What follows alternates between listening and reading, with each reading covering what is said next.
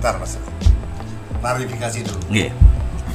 Setiap Mas Bobi prediksi ketika itu dolar bakal 14, bakal 15, itu 2 tahun yang lalu. Iya. Kemudian soal geopolitik, soal begitu banyak hal yang Mas Bowi prediksi semuanya tepat. Oke. Pertanyaan saya adalah, Mas Bowi ini intel Oke. atau punya apa ya, prediksi yang tepat, analisa yang tepat, analisis yang hebat, atau jangan-jangan dukun Mas? Jadi yang jelas saya mendapatkan data ini ada 2, satu dari open source, yang satu dari closed loop.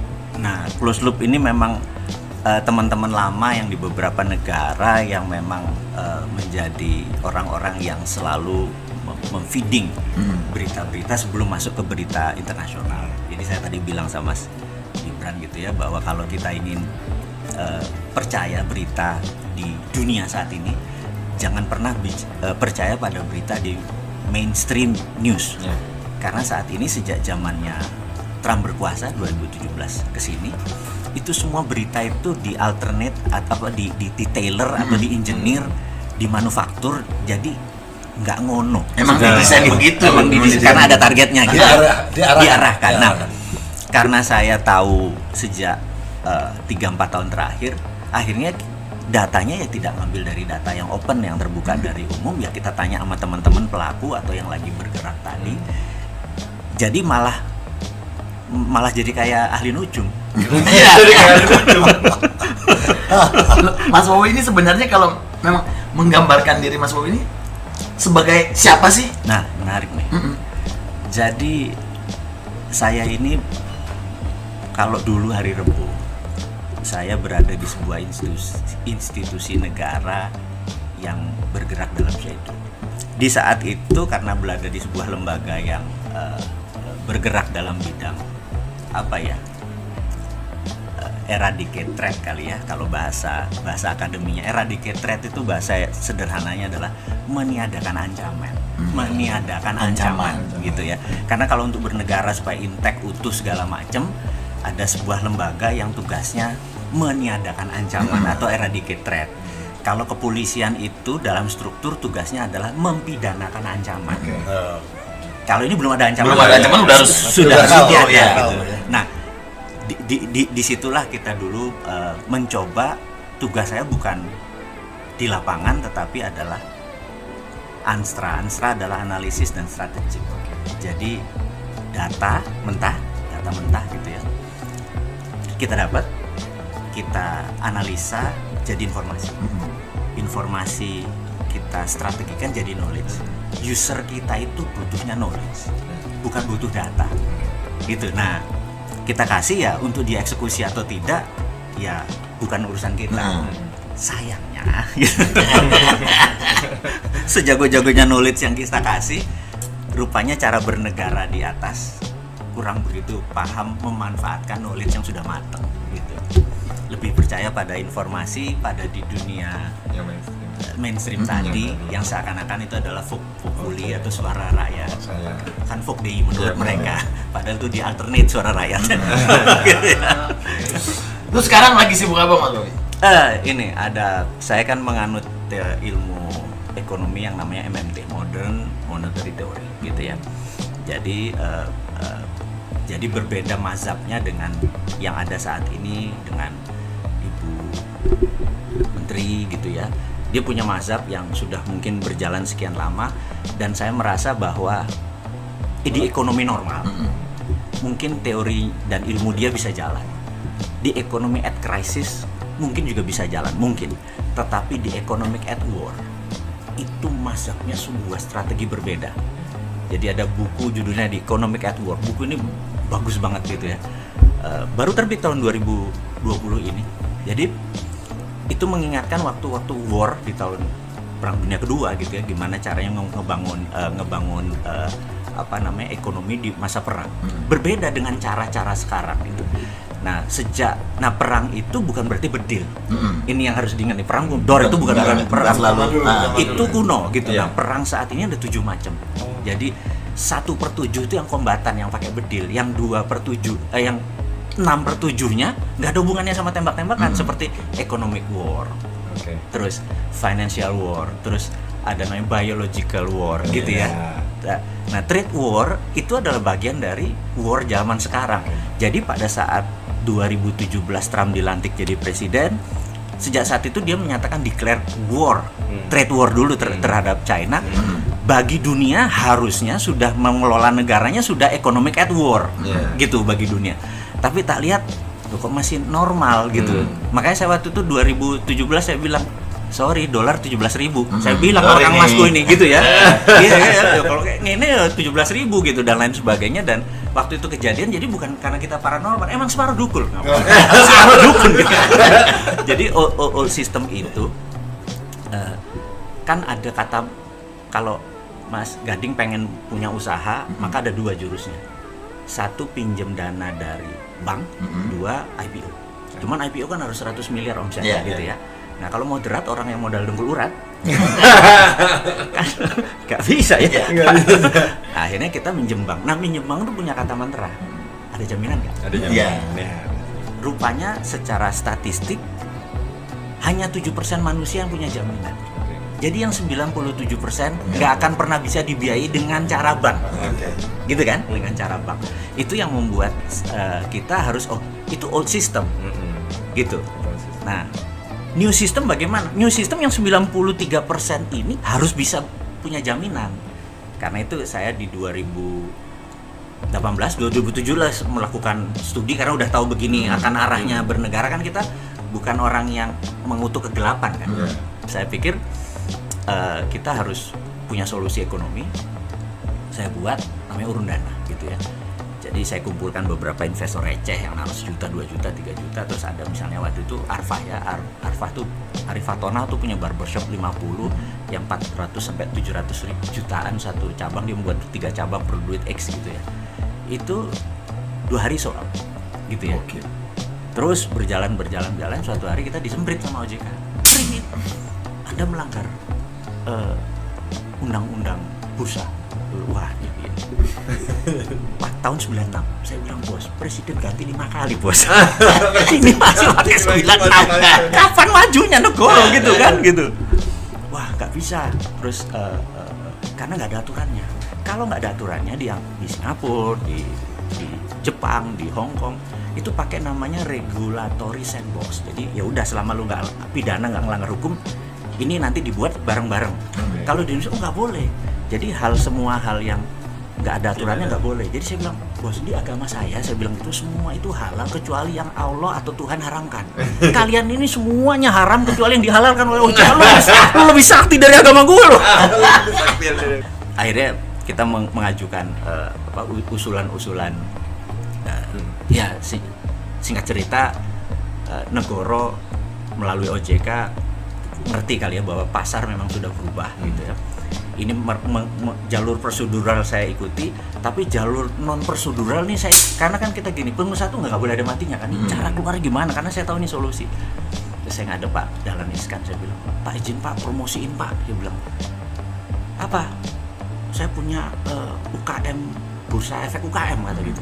Oh paham. Kamu pernah ke Shenzhen kan, dia apa Cina kan? Hatinya Cina soalnya. Kamu pernah belum Pak? Gini, Shanghai Stock Exchange itu bursa efek Jakarta. Tapi Shenzhen Stock Exchange itu yang kamu mau bangun. Kamu sana belajar dulu. Bener, UKM itu 20.000. Oh, gini cara fundingnya UKM gitu kan? Oke. Saya dapat angle-nya. Tapi dia bilang saya belum bisa bantu ya, karena ini belum proven. Ya masih berapa? 9 yang listing gitu ya. Kalau 100 mungkin itu. Tapi karena kena ini, terus mikir-mikir. Gini. Panggil Pak Imawan, jadi ada timnya dia yang dulu Jawa Pos itu ingin buat TV, tapi TV-nya ternyata TV lokal tuh nggak boleh. TV itu harus TV nasional. Jadi JTV itu melakukan gugatan, tindakan yang melanggar hukum dilakukan oleh negara, gugat negara dia, menang, gitu kan? Akhirnya boleh JTV berdiri, itulah sejarah akhirnya TV lokal berdiri, gitu ya. Terus sarannya apa? Sampai nuntut negara mas, mati. Gue bilang, ini gue kerjanya kok, karena kalau nggak gini mereka nggak ada apa namanya wake up call gitu kan. Ini kan mau nolong UKM gitu. Mikir, ya udah ini jalur prosedural gitu. Akhirnya saya mikir apa ya gitu ya. Nah, ada satu yang nyeletuk. Konsepnya kan bagi hasil kan. Kalau bagi hasil itu tidak riba, itu halal gitu. Sementara bebas riba itu hak konstitusi. Wah, saya dapat ide, Bu. Gugat negara, perbuatan melanggar hukum dilakukan oleh negara karena melanggar hak konstitusi saya untuk bebas riba. Ngeri nggak lo? Kalau kita udah bawa teman-temannya Al-Maidah, gemeter bos, bener nggak? Wah, saya bilang semangat bos, wih cocok ini. Belum diluncurin, udah keluar dulu izinnya. Oke. Nah, jadi kalau ditanya saya ngerjain apa, jadi perusahaan itu namanya Ngerjain negara. Iya, ngerjain negara, benar. Nah, Santara itu adalah perusahaan urun dana, di mana UKM itu kalau mau cari funding ke tempat kita. Kebetulan saat ini ada 170.000 investor receh. Jadi rata-rata invest antara 10 sampai 50 juta, 70%-nya. Jadi di Santara saat ini hampir 4 triliun. Yang jadi problem adalah UKM unggulannya nggak ada. Jadi ininya banyak. Jadi kita lagi nunggu, karena itu kalau ada UKM yang mendaftar di tempat kita itu 7 menit gone. Baru mendaftar, misalnya Mas Gading pengen usaha apa gitu ya, buka cabang warung geprek, ini mau buka ke sini perlu duit 1 miliar. 2 jam habis bes gitu. Karena semua orang pengen ikut ya, dia punya brand kan. Semua orang pengen ikut, dia mau 1 miliar lari pasti diuber orang, bener nggak? Nah, itu ternyata itu yang lagi kita butuhkan adalah kita lagi butuh UKM yang benar-benar bisa sustain di masa kayak gini. Dan tapi banyak gitu ya. Nah, jadi kalau ditanya saya lagi ngerjain apa, itu. Nah, itu adalah opposite-nya. Jadi ini adalah banking system adalah mengerjakan yang piramida di atas, kita ngerjain bottom of pyramid. Nah, ini new konsep yang MMT yang kita harapkan suatu hari ini diadopsi oleh ibu kita atau negara. Gitulah kira-kira. Keberatan nih gue nih. Enggak. Serius bener jadi. Mas Wowi sering mengatakan printing money. Nah, sementara ada teori bahwa kalau printing money pasti inflasi. Selalu ada teori itu, tapi Mas Wowi pada masa yang printing money. Dan suatu saat ada berita saya baca, Wowi termasuk penganjur untuk kudeta negara. Nah, cocok. Jadi gimana? Cocok. Tolong dijelaskan dulu. Jadi kita kalau orang kalau kalah argumen, itu ciri-cirinya adalah main fisik. Ciri-cirinya benar. Jadi kalau saya kalah argumen sama Mas Gading, saya bilang, lu betato sih, bener nggak? Lu betato. Habis karena nggak habis nggak bisa lagi. Itu udah nggak bisa ngomong lagi. Kalau main PlayStation nyalain sticknya pokoknya. Iya gitu. Nah, jadi begitu dia kalah argumen, dianggap kalau printing money itu akan menyebabkan ekonomi rontok dan menggulingkan Pak Jokowi gitu kan. Gitu ya. Pak Jokowi secara konstitusi kan dia yang sah gitu. Jadi ini adalah saya pikir lu kalah argumen. Jadi mainnya langsung lompat aja bahwa ini akan menimbulkan inflasi atau membuat kayak hyperinflation waktu zaman 98 dan lain sebagainya. Saya pikir wajar karena memang keilmuannya belum nyampe, nggak nyandar. Ya. Jadi kita harus sombong sedikit. Kadang-kadang kita harus sombong ya. Sombong gitu. Karena susah, konstan sombong tuh susah. Harus belajar gue nih. Sekali-sekali terus rendah hati lagi gitu, karena nggak kuat ke atas terus. Jadi sekarang mau nyoba sombong gitu, bahwa dia nggak sanggup nih kayaknya ilmunya. Nah, saya mencoba mensederhanakan ke bahasa populis.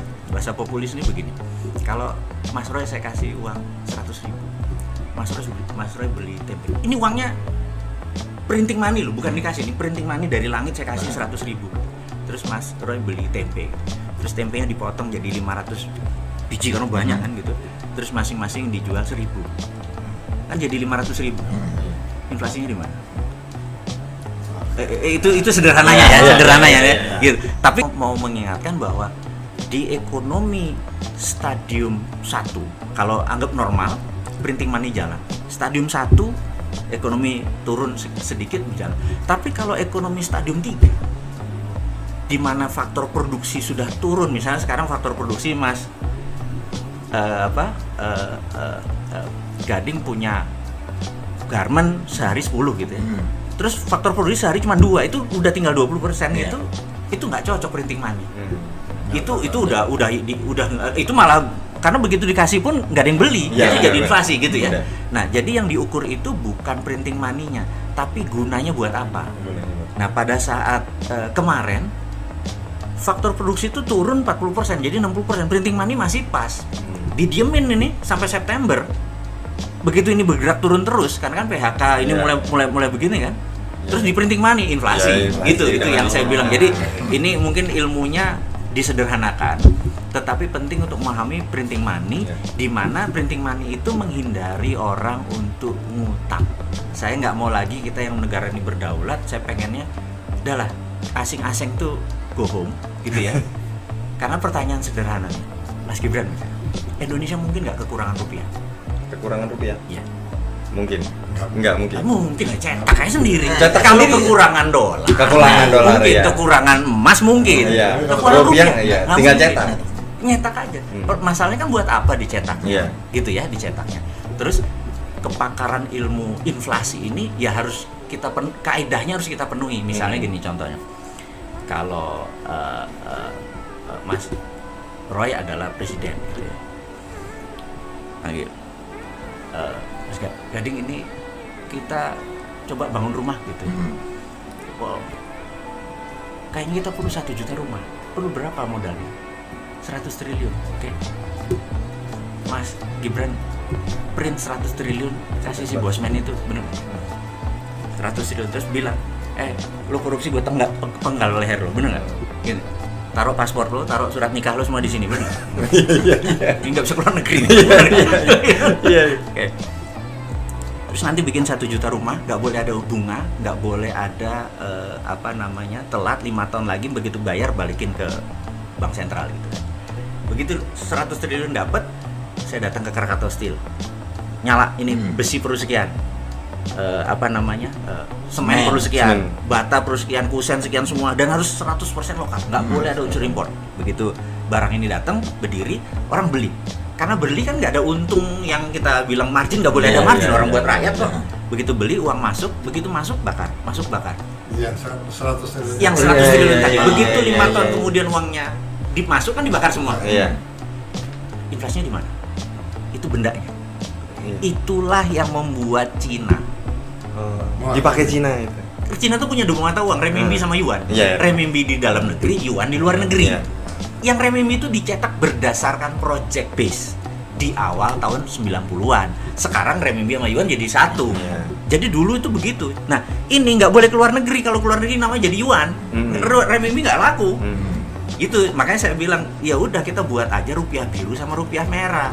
Rupiah biru gambarnya Pak Jokowi sama Ma'ruf berlaku 4 tahun. Selesai. Coba begitu Mas dapat duit 1 miliar tapi gambarnya Pak Jokowi Ma'ruf, apa yang Anda lakukan? Anda spending lagi. Iya, spending lagi. Karena Anda nggak mau orang terakhir megang kan? Iya. Nah, ekonomi jadi muter gara-gara begitu. Dipaksa. Pokoknya hari terakhir tanggal segini uang itu harus masuk ke Bank Indonesia ditukar. Telat angus gitu ya.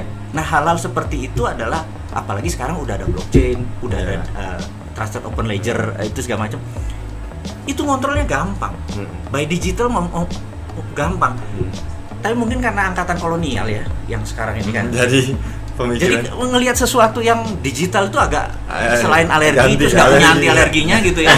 Terus ilmunya juga baru. Jadi ya gitu. Nah, kita challenge saja dia. Jadi kita cara cerdas bernegara ini di challenge. Kan yang namanya internet. Nah, jadi siapapun yang pakai internet, siapa yang megang datanya? Amerika. Paham ya, udah mulai pasti self defense mekanismenya keluar. Kan malu kan dia. Iya kan? Bocorin nggak? Bocorin dong. Enggak dibayar kok saya.